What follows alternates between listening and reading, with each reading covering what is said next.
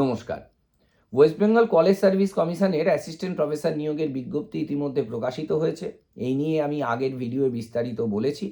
আগামী 15ই এপ্রিল এই পরীক্ষায় অ্যাপ্লাই করার শেষ তারিখ এবং যাবতীয় কোয়ালিফিকেশানেরও শেষ তারিখ 15ই এপ্রিল। সেই জন্য অনেকেই হয়তো অপেক্ষা করছেন কিছু সার্টিফিকেট সেটের সার্টিফিকেটের জন্য বা কোনো পাবলিকেশানের জন্য। সেই জন্য অনেকেই এখনও ফর্ম পূরণ করেননি এবং এই পরীক্ষার যেহেতু ফর্মের দামটা অনেকটাই বেশি, প্রায় 2,500 টাকা জেনারেল ক্যাটাগরির জন্য, তো সেই জন্য অনেকেই ভেবে চিন্তে ফিল আপ করার চেষ্টা করছেন। আজকে আমার এই আলোচনাটার দুটো অংশ রয়েছে। প্রথম কথা হচ্ছে যে যারা এখনও ফর্ম পূরণ করেননি তাদের জন্য আমি বলবো যে এই ফর্মটা যেহেতু পুরোটাই অনলাইনে ফিল আপ করতে হবে এবং অনেকটা বড় ফর্ম, 5টা সেকশান রয়েছে এবং এর মধ্যে কোনো একটা অংশে যদি আমি বেশি সময় নিয়ে ফেলি তাহলে কিন্তু পুরো ফর্মটা টাইমড আউট হয়ে বেরিয়ে যাবে এবং আবার প্রথম থেকে ফিল আপ করতে হবে। তো সেই জন্য কিছু ডকুমেন্ট, কিছু ক্যালকুলেশান নিজের হাতের কাছে তৈরি রাখা প্রয়োজনীয় এই ফর্মটা পূরণ করার আগে। সেই নিয়েই আমি কথা বলবো প্রথম অংশে। আর দ্বিতীয় অংশ হলো যে এই পরীক্ষায় কোনো প্রাইমারি স্ক্রিনিং হতে চলেছে কিনা এবং ইন্টারভিউ হলে কবে নাগাদ শুরু হতে পারে ইন্টারভিউ, সেই সমস্ত নিয়ে আমাদের দ্বিতীয় অংশ থাকবে আলোচনা। তো প্রথমেই বলি যে পরীক্ষার ফর্মটা পূরণ করতে গেলে কি কি জিনিস আমরা হাতের কাছে তৈরি রাখবো। প্রথম কথা, নিজের একটি ছবির সফট কপি জেপিজি ফরম্যাটে, যেটার দৈর্ঘ্য সর্বাধিক সাইজ হবে হচ্ছে 40 কেবি, 4 কেবি থেকে 40 কেবি। নিজের স্ক্যান সিগনেচার, সেটার সর্বাধিক দৈর্ঘ্য হবে ফাইলে 30 কেবি। এছাড়া ডেট অফ বার্থের প্রমাণ থাকবে, যেটা মাধ্যমিকের সার্টিফিকেট, সেটা পিডিএফ ফরম্যাটে, পিজি মার্কশিট পিডিএফ ফরম্যাটে, যারা সংরক্ষিত আসনে আমরা অ্যাপ্লাই করছি সেই সংরক্ষণের প্রমাণ, সেটাও পিডিএফ ফরম্যাটে, নেটের সার্টিফিকেট অবশ্যই পিডিএফ ফরম্যাটে। এই রকম কিছু ডকুমেন্ট আমরা হাতের কাছে তৈরি রাখবো। পিডিএফের ক্ষেত্রে সর্বাধিক ফাইল সাইজ হবে 5 MB, আর ছবির ক্ষেত্রে আবার বলে দিচ্ছি 40 কেবি, সিগনেচারের ক্ষেত্রে 30 কেবি।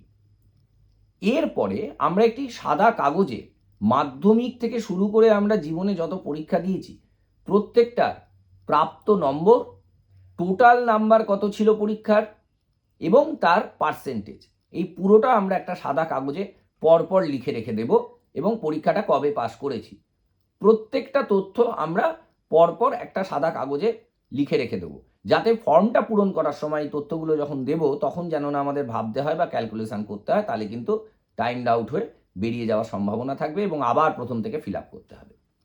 অনেকের প্রশ্ন ছিল যে এমফিলের ভ্যালিডিটি আছে কিনা।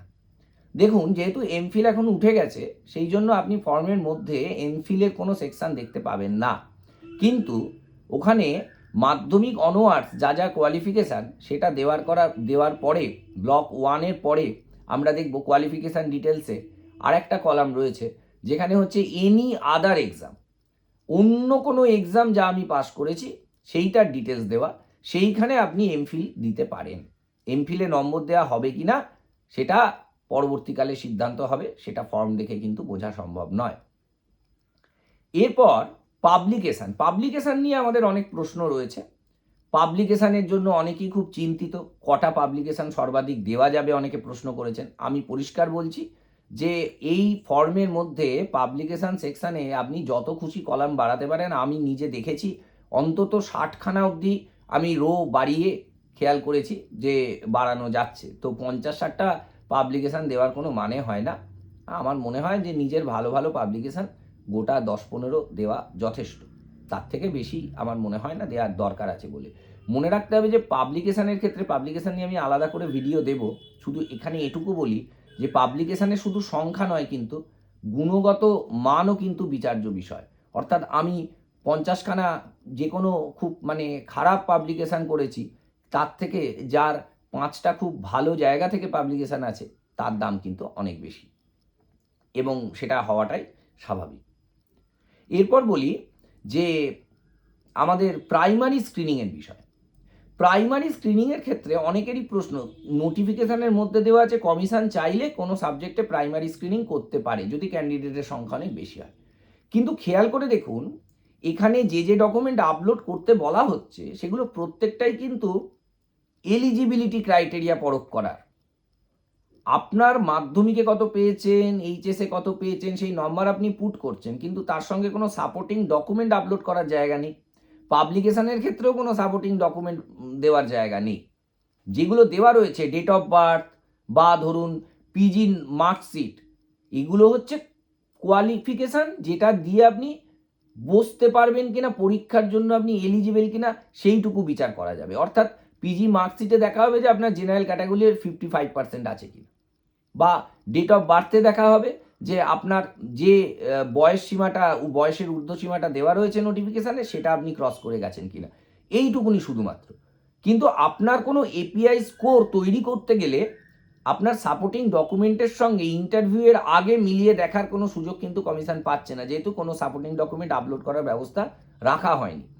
তো সেই জন্য আমার মনে হয় না যে প্রাইমারি স্ক্রিনিংয়ের কোনো বিষয় থাকবে বলে যারা অ্যাপ্লাই করবেন সবাইকেই হয়তো ডাকা হবে। এখানে শুধু আরেকটা বিষয় বলে দিই, অনেকেরই প্রশ্ন ছিল যে অ্যালাইড সাবজেক্ট নিয়ে, অর্থাৎ আমি যেটাতে এমএ এবং এমএসসি এবং নেট করেছি এবং কলেজ সার্ভিসে যেটা অ্যাপ্লাই করছি, দুটো যদি আলাদা সাবজেক্ট হয়, সেক্ষেত্রে দেখুন নোটিফিকেশানের মধ্যে বলা রয়েছে যে রেলিভেন্ট বা অ্যালাইড সাবজেক্টে আপনি অ্যাপ্লাই করতেই পারেন, কিন্তু আপনার মাস্টার ডিগ্রি বা নেট যে সাবজেক্টে রয়েছে এবং এখানকার যে সাবজেক্টে আপনি অ্যাপ্লাই করছেন, এই উভয় সাবজেক্ট যে একটা আরেকটার অ্যালাইড বা রেলিভেন্ট, তার প্রমাণ কিন্তু আপনাকেই জোগাড় করতে হবে। আপনি যেখান থেকে এই সাবজেক্টটা পড়েছেন বা পাশ করেছেন, মাস্টার ডিগ্রি করেছেন, সেই বিশ্ববিদ্যালয় বা সেই ইনস্টিটিউশন থেকেই কিন্তু আপনাকে এই রেলিভেন্সের প্রমাণ জোগাড় করে আনতে হবে, রেলিভেন্স সার্টিফিকেট জোগাড় করে আনতে হবে। তা না হলে কিন্তু কমিশন আপনাকে ইনএলিজিবল করে দিতে পারে। তো সুতরাং কেউ যদি অন্য কোনো সাবজেক্টে অ্যাপ্লাই করেন, সেটা যে এটার অ্যালাইড, সেটার প্রমাণ কিন্তু আপনাকেই করতে হবে। কমিশন এক্ষেত্রে কোনো দায় নিজের ওপরে নিচ্ছে না। এরপর বলি আরেকটা কথা, যে দেখুন এই পরীক্ষার ফর্মের দাম অনেকটাই জেনারেল ক্যাটাগরির জন্য 2,500 টাকা। তো সেই জন্য যারা ফর্মটা পূরণ করবেন, মন দিয়ে পূরণ করবেন এবং খুব ঠান্ডা মাথায় ভেবেচিন্তে ফিল আপ করবেন, এবং তারপরে পরীক্ষার প্রস্তুতিটা মন দিয়ে নেবেন। যেটুকু আমাদের হাতে আছে, পরীক্ষার প্রস্তুতিটাই আমরা শুধুমাত্র ভালোভাবে নিতে পারি, বাকিটা কি হবে আমরা কেউ জানি না। কিন্তু এর জন্য আগে থেকে আমরা মনোবল ভেঙে পড়ে যে আমরা অ্যাপ্লাই করব না বা আমরা ভালো করে প্রিপারেশান নিলাম না, তাহলে কিন্তু আমাদের পাওয়ার সম্ভাবনা এমনিই কমে যাবে। আমাদের মনে রাখতে হবে, আমরা যদি অ্যাপ্লাই না করি তাহলে আমাদের পাওয়ার চান্স কিন্তু 0, আর আমরা অ্যাপ্লাই করলে আমাদের পাস করার চান্স কিন্তু প্রবাবিলিটি নিয়মে 50%। তো সুতরাং আমরা ভালো করে পড়াশুনো করব, তারপরে যা হবে সেটা কিন্তু আমাদের হাতে নেই, সেটা ভেবেই আমরা অ্যাপ্লাই করব এবং আমরা প্রস্তুতি নেব। ইন্টারভিউয়ের প্রস্তুতি নিয়ে আমি পরবর্তীকালে ভিডিও দেব, এবং পাবলিকেশানের ক্ষেত্রেও আমি বেশ কিছু কথা পরবর্তী ভিডিওয়ে বলবো। আপাতত আমাদের প্রস্তুতি এগিয়ে চলুক এবং আমরা সবাই মন দিয়ে ফর্মটা পূরণ করি। ধন্যবাদ।